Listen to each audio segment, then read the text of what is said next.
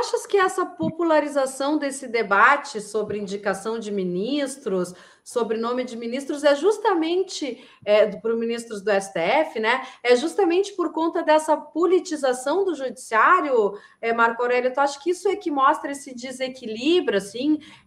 Ou a própria questão da espetacularização da justiça, de um certo modo? Porque hoje as sessões do STF viraram populares, assim, as pessoas param para assistir às sessões do STF, né? Tu acha que isso pode causar um desequilíbrio no sistema de justiça? Não tem a menor dúvida. Essa espetacularização da justiça nos trouxe aos dias de hoje. A justiça midiática, que atende às hordas insensadas pelos tais justiçamentos, insensadas, inclusive, por parte da nossa imprensa e pelos setores, enfim, da chamada elite brasileira, né? Essa é a grande verdade. Isso tem nos trazido grandes prejuízos, não há a menor dúvida. Mas, veja, nós só temos uma forma de resolver, ou de começar a resolver, as distorções desse sistema de justiça, que não é representativo da sociedade que a gente tem, muito menos da sociedade que a gente quer ter, que é uma sociedade mais igualitária, mais inclusiva, mais diversa. Só temos um jeito, um único jeito, que é mudar, digamos, as regras para ingresso nas carreiras jurídicas. E agora o CNJ começou a discutir isso. Paridade para os tribunais. Se nós temos 4 vagas para um determinado tribunal, vamos provê-las com 2 homens no momento, com 2 mulheres no outro, e alternadamente também combinando as questões de raça, né? Que também são fundamentais, né? Eu tenho um compromisso claro com essa pauta, né? O que eu estou dizendo, entretanto, é que nós não podemos ser ingênuos. O fantasma do fascismo ainda está no armário, a porta do armário está aberta. Se a gente deixar espaço, essa turma vai voltar, né? Essa turma que tentou nos aplicar enfim, o golpe no 8 de janeiro e que nos aplicou o golpe em 2016 ao apear do poder uma presidenta legitimamente eleita, enfim. Então, mais importante do que qualquer vaga hoje é a vaga do Supremo Tribunal Federal e da Procuradoria-Geral da República. Uhum. Tu achas que precisa serem feitas mais mudanças no sistema judiciário para que a gente não corra o risco do que se viveu, por exemplo, no processo tanto do Mensalão quanto da própria prisão do presidente Lula, da Lava Jato, enfim? Tu acha que essas questões que vêm aparecendo e que vêm desmontando a Lava Jato passo a passo, inclusive essas últimas posições do ministro Toffoli, tudo isso indica que é necessário se fazer uma mudança no sistema judiciário brasileiro, doutor Marco Aurélio? Não tem a menor dúvida. Veja, a primeira coisa que nós precisamos fazer é criar mecanismos para responsabilizar a instrumentalização, enfim, de determinadas posições, de determinadas funções no nosso sistema de justiça. Se nós tivéssemos responsabilidade que pudesse ser atribuída aos procuradores gerais, enfim, né, aos procuradores federais, ou eventualmente ao Ministério Público Estadual, provavelmente a gente teria uma interferência menor na esfera política, né? Tem muito promotor que interfere no dia a dia, enfim, da gestão de determinado município, enfim, tem muitos procuradores que querem interferir na gestão de outros agentes do Estado e que fazem isso sem ter recebido voto para tanto, né? E que, às vezes, trabalham para destruir biografias e que não têm nenhuma responsabilidade. Então, nós precisamos discutir como responsabilizar a ação criminosa e a ação política com objetivo eleitoral de alguns representantes do nosso sistema de justiça. E, para isso, a gente tem que oxigenar os mecanismos de fiscalização e controle. Por exemplo, nós poderíamos mexer no Conselho Nacional de Justiça, que é o órgão que fiscaliza e controla a atividade judicial, propriamente dita, ou até mesmo no CNMP, que é o Conselho Nacional do Ministério Público, que faz esse mesmo controle dos atos, enfim, dos integrantes do Ministério Público. Então, temos um caminho longo pela frente. A Lava Jato, graças a Deus, foi passada limpo. Hoje nós sabemos que foi uma operação criminosa com objetivos indiscutivelmente eleitorais, que levou um presidente inocente para um cárcere político, do qual ele já saiu e se sagrou, inclusive, vencedor não só nessas ações, mas mais do que isso, nas urnas, né? Voltou a governar, para nossa alegria, o nosso país, né? Que tem dimensões continentais, que voltou a dar para o Brasil protagonismo que o Brasil merece. Enquanto nós estamos falando, ele acabou de fazer um discurso, né? Super afinado nas questões trabalhistas, quem diria, com Joe Biden, né?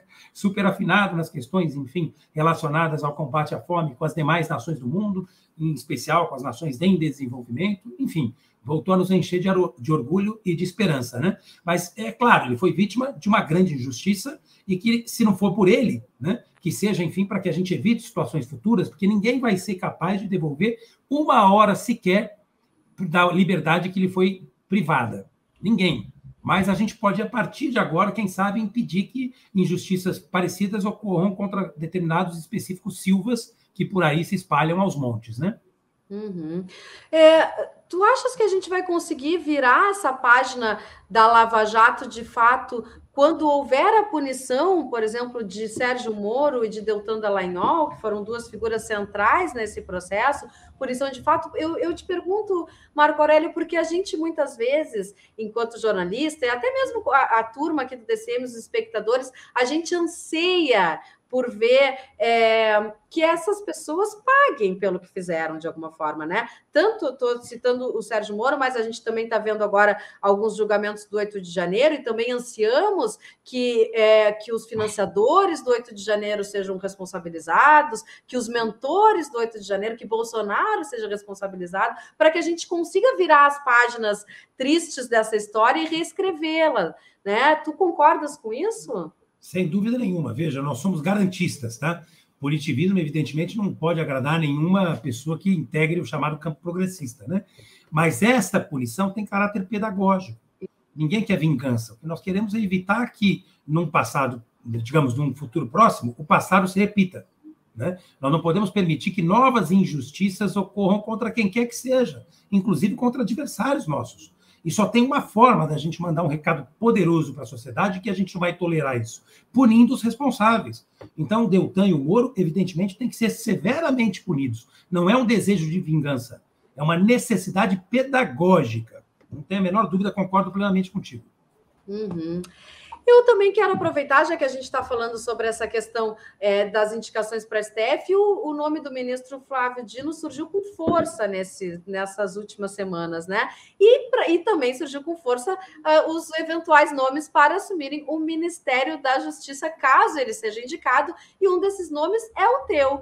Eu gostaria de te ouvir se isso procede, qual é a expectativa também, e outra coisa, já que tem a ver um pouco com a pergunta, que é um movimento de desconstituição do nome do ministro Flávio Dino para o STF, né? Alguns jornalistas, por exemplo, da Globo News, ficam lá dizendo que ele não tem notório saber jurídico, que ele é um nome político, que ele não poderia assumir esse espaço.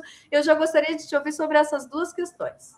Bom, vamos lá. Eu acho que por hora são só especulações, evidentemente. A pasta está ocupada, muito bem ocupada. O ministro Dino tem feito um trabalho impecável, tem o meu apoio, absolutamente entusiasmado e incontido, merece o nosso reconhecimento e o nosso aplauso. Por ora, ele segue sendo o nosso ministro da Justiça, para nossa imensa alegria. Tem todas as condições, evidentemente, de ir para qualquer lugar, inclusive para o Supremo. Não é o único nome. Nós temos outros nomes, inclusive, igualmente magníficos. Por exemplo, o advogado-geral da União, o ministro Messias, que tem a confiança do campo progressista, que é alguém que sempre teve lado, tem feito um trabalho magnífico à frente da AGU. É uma pessoa da nossa absoluta confiança, que teria todas as condições, inclusive as credenciais técnicas, para ocupar esse cargo, assim como o nosso queridíssimo ministro da Justiça, para ocupar, enfim, essa função que, evidentemente, é muito honrosa. Mas indo, digamos assim, para o Supremo, né, é evidente que abre-se a discussão relacionada à vaga que ele deixa, né? Eu, com absoluta franqueza, não estou me pautando, evidentemente, por essas especulações. Eu quero continuar apoiando o presidente Lula na sociedade civil, onde eu posso dar a minha colaboração como advogado, como coordenador do Grupo Prerrogativas. O meu objetivo é colaborar na sociedade civil com o processo de reconstrução, de reconciliação do nosso país, que não é, digamos, uma tarefa muito simples. Todos nós podemos dar uma colaboração e eu quero humildemente dar a minha. Não tenha dúvida que vou fazer um grande esforço para isso, né? Então, tem muitos nomes para o Supremo. Eu citei alguns, tem o nome do Bruno Dantas, tem feito um trabalho excelente à frente do TCU, também é alguém, enfim, que a gente conhece há bastante tempo, mas o presidente vai ter, portanto, mulheres maravilhosas, que eu citei agora há pouco, vai ter várias opções para poder escolher aquela que lhe pareça mais conveniente e oportuna. Eu defendo que ele tenha liberdade ampla, geral e restrita. Foi ele que recebeu 60 milhões de votos para poder fazer, entre outras, esta escolha. E ele tem toda a condição de fazer, tem muita sabedoria para isso e vai nos surpreender positivamente. Temos excelentes nomes. Seja o Messias, que é um ministro magnífico, reitero, tem a minha confiança pessoal, tem a minha confiança política, seja o Flávio Dino, que também é um ministro muitíssimo preparado, vocacionado, é um jurista, é injusto o que estão dizendo sobre ele, e, por hora, qualquer outra especulação não passa de uma especulação. Eu, como militante, não vou colaborar, evidentemente, com o país e com o nosso governo, fazendo coro a essas especulações. Fico, entretanto, muito sensibilizado, eu vi algumas manifestações aqui na comunidade do DCM, pela confiança que está sendo depositada na minha pessoa, que eu entendo que não é nenhuma confiança na minha pessoa propriamente dita, mas é no nosso campo, né? Eu sou, na verdade, um representante de muitos de nós, de todos nós, né? Sou um militante como vocês, que estão me acompanhando e tenho o mesmo compromisso com esse processo de reconstrução e reconciliação do país que tem a família DCM, com jornalismo inteligente e extremamente instigativo, né, que vem fazendo há bastante tempo, né? Então, não tenho a menor dúvida, eu acho que eu posso dar minha colaboração de onde eu estou. Fico honrado, entretanto, evidentemente, com esse sentimento sincero de vários colegas, né, que são também membros de Amante. Eu tenho recebido várias manifestações no grupo do DCM, do qual eu faço parte. Tenho recebido e-mails de pessoas que acompanham o DCM. Quero aqui agradecer, abraçar cada um de vocês pela confiança, mas dizer que onde eu estou muito bem e estou apoiando o presidente Lula com muito entusiasmo, com muita alegria, como sempre. Eu tenho 30 anos de militância, de filiação, né? De militância eu tenho um pouco mais, estou com 46 anos. Comecei a militar com 12 anos, no movimento secundarista, me filiei ao Partido dos Trabalhadores, para minha imensa alegria, aos 16 anos. Então, posso colaborar de onde eu estou. Mais importante do que qualquer outra coisa é a gente escolher bem quem vai sentar na cadeira de ministro supremo, é a gente escolher bem quem vai sentar na cadeira de procurador-geral da República. E nomes não faltam. Magníficos nomes.